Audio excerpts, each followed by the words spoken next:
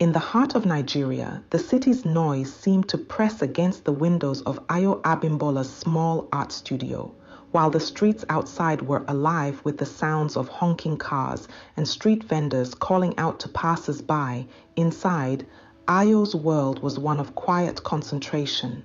The brush in her hand moved carefully over the canvas, bringing to life the vivid colors of a scene from her village, Igede. Ayo was different from many of her peers. While her friends enjoyed the glamour of the city, Ayo's heart was rooted in the traditions of her ancestors. Her mother, Mama Abimbola, had always told her, "Ayo, our ancestors live through you. Through your art, you give them a voice." Ayo believed this. Her paintings were filled with stories of old customs, forgotten rituals, and the people of her past. But despite her talent, life had been difficult. Her art brought her no financial success, and the bills piled up on her table like a weight pressing down on her. With school fees at the art college overdue, she didn't know how much longer she could hold on. Then, one morning, a letter arrived, changing everything. It was an invitation to an award ceremony for a scholarship from the prestigious Eze Foundation. Ayo stared at the letter, her heart pounding. She had never applied for this scholarship, yet here it was, offering to cover all her expenses. She should have been overjoyed, but a strange feeling nagged at her. "Why me?" she whispered. The day of the ceremony, Ayo wore her best dress, though it was simple and worn from many uses. The hall was grand, filled with the wealthy and powerful of Lagos. Ayo felt small and out of place as she moved through the crowd, her eyes wide at the opulence around her.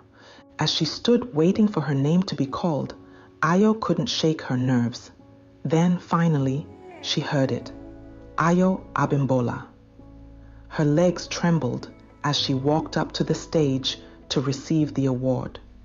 The lights were bright and the applause seemed distant. But something else caught her attention.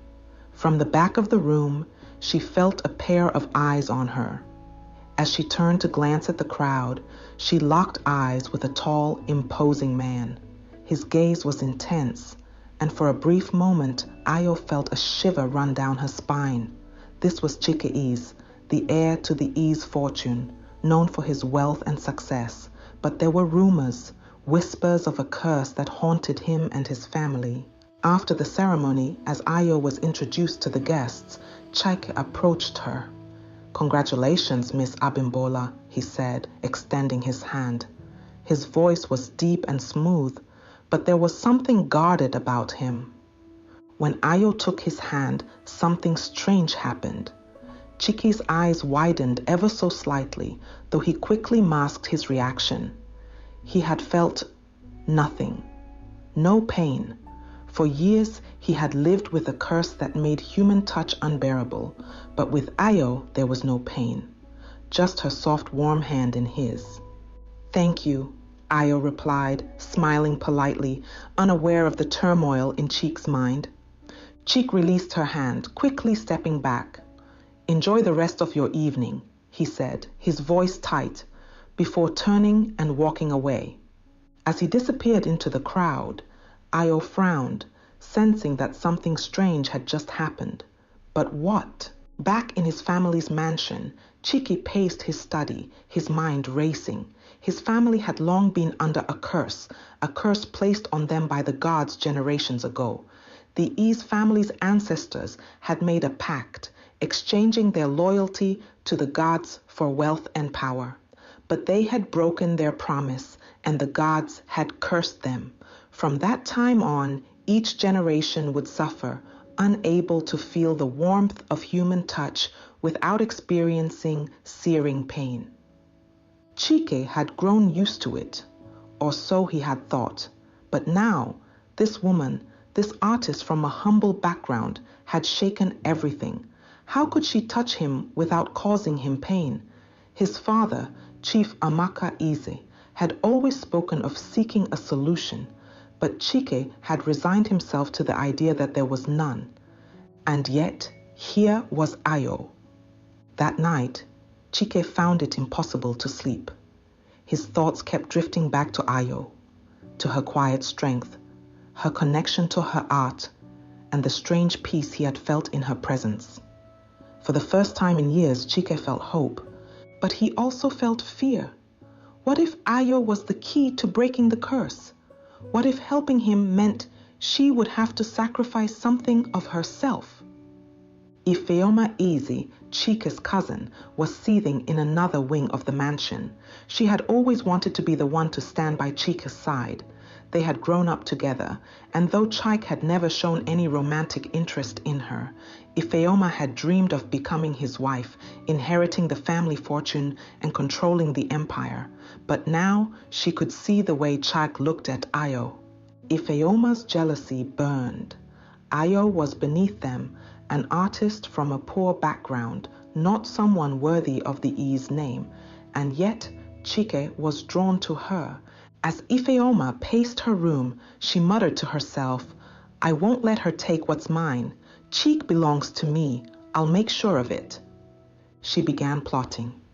Ifeoma was not one to sit idly by and let someone steal her dreams. She had resources, connections. She would find a way to discredit Ayo, to make Chike see that she was nothing more than an opportunist. Despite the warnings of her instincts, Ayo found herself spending more and more time with Chike. He would visit her studio, often under the pretense of discussing art, but it became clear that there was something deeper between them. One afternoon, as Ayo worked on a new painting, she felt Chike's presence before she even heard him. She turned to find him standing in the doorway, watching her. "You're here again?" she said with a smile, wiping her hands on a cloth. Chike stepped inside, his gaze drifting to the painting. "I hope I'm not disturbing you," he said, his voice softer than usual. "No, you're not. I'm just finishing this piece," Ayo replied, gesturing to the canvas. The painting depicted an old woman at the edge of a river, her arms raised to the sky in prayer. "What's this one about?" Chike asked, stepping closer. "It's about my village," Ayo explained. "It's a story my mother told me. The woman is a healer, calling to the ancestors for guidance." Chike's brow furrowed. "Do you really believe in all that? The ancestors? The spirits?" Ayo smiled, her eyes softening. "Yes, I do. Our ancestors are always with us. They guide us, whether we realize it or not." Chike fell silent, his thoughts heavy. He had never felt connected to anything beyond the material world, his family's wealth, their empire. But here was Ayo, grounded in something deeper, something spiritual, and it fascinated him. "I envy you," he admitted quietly. Ayo looked at him, surprised. "Why?" "Because you know who you are," Chike said. "You're connected to something bigger than yourself. Me, I've spent my whole life running from the past, from the curse." Ayo's heart skipped a beat. "What do you mean?" she asked, sensing that there was something more behind his words. Chike hesitated, then took a deep breath. "There's something I need to tell you," he said, "about my family, about me." He told her everything, the curse, the pain he had lived with for years, and the mystery of how she had been able to touch him without causing him suffering. Ayo listened in stunned silence, her mind racing. "So, you think I'm the key to breaking the curse?" Ayo asked, her voice barely a whisper. Chike nodded, his expression tortured. "I don't know for sure, but I can't explain it. You're the only one who's ever touched me without causing me pain." Ayo felt a chill run down her spine.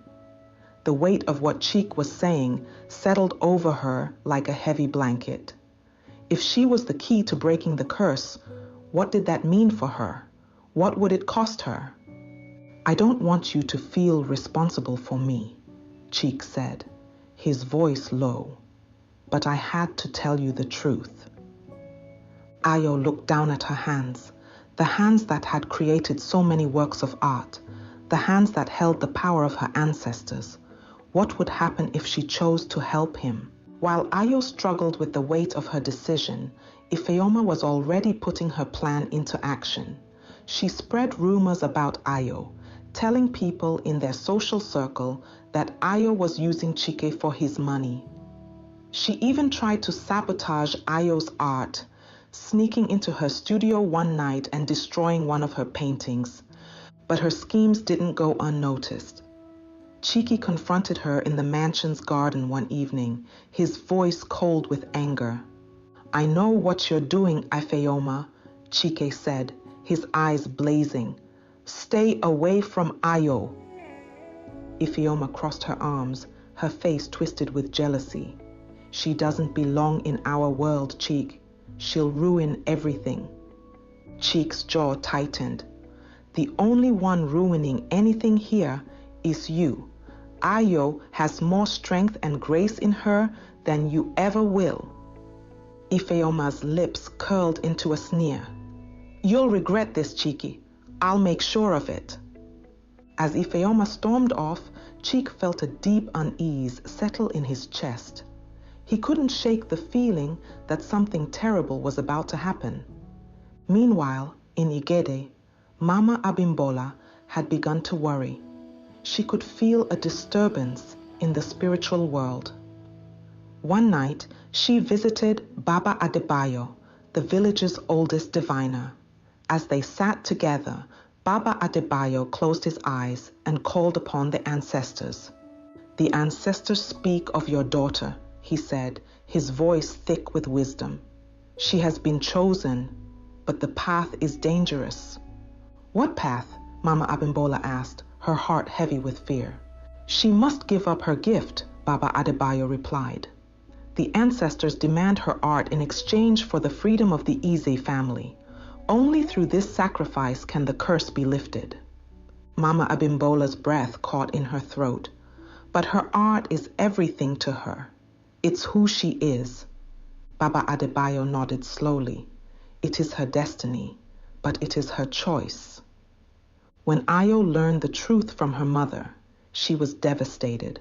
Her art was her life, her connection to her ancestors, her way of expressing herself. Could she really give it up? For days, Ayo struggled with the decision, torn between her love for Chike and her love for her art. She would sit in her studio, staring at her unfinished paintings, her heart aching. Then one evening, Chike came to see her. "Ayo, you don't have to do this," he said, his voice filled with guilt. "I don't want you to sacrifice your gift for me." Ayo looked at him, her eyes filled with tears. "But I can't let you suffer, Chike. I love you." Chike's heart twisted in his chest. "I love you too," he whispered, pulling her into his arms. "But I don't want to be the reason you lose something so precious." Ayo rested her head against his chest, her decision already made. "It's not about losing, Chike. It's about choosing." That night, under the full moon, Ayo went to the river near her village. She set up her easel, her hands trembling as she began to paint. The air was thick with the presence of the ancestors, their voices whispering in the wind. As she painted her final masterpiece, a portrait of the ancestors standing together, their arms raised in forgiveness, Ayo felt a deep sadness wash over her. The ancestors were accepting her sacrifice, and with each stroke of the brush, she could feel her gift slipping away. When the painting was complete, Ayo collapsed, exhausted. Chike, who had been watching from a distance, rushed to her side. "Ayo," he cried, cradling her in his arms. "I'm okay," she whispered, though her voice was weak. "It's done. The curse is broken." Chike held her tightly, tears streaming down his face. He could feel it. The curse was gone. For the first time in his life, he could hold someone without pain. "I'm so sorry, Ayo," he whispered. "You shouldn't have had to give up your gift." Ayo smiled, though her heart ached. "It was my choice, Chike, and I don't regret it." With the curse lifted, Ayo and Chike began a new chapter in their lives. They opened an art foundation dedicated to preserving African culture and teaching young artists. Though Ayo could no longer paint, she found joy in guiding others, helping them find their voices through art. As for Ifeoma, her schemes were exposed and she was publicly humiliated. Stripped of her influence, she was sent away, her dream of controlling the easy fortune shattered. One night, under a sky full of stars, Ayo and Chike stood hand in hand by the river, the place where she had made her sacrifice. "Do you ever regret it?" Chike asked quietly. Ayo shook her head, a soft smile on her lips. "No, my art was a gift, but you are my future."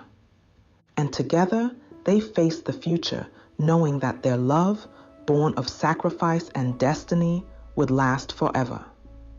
The end. Thanks for listening.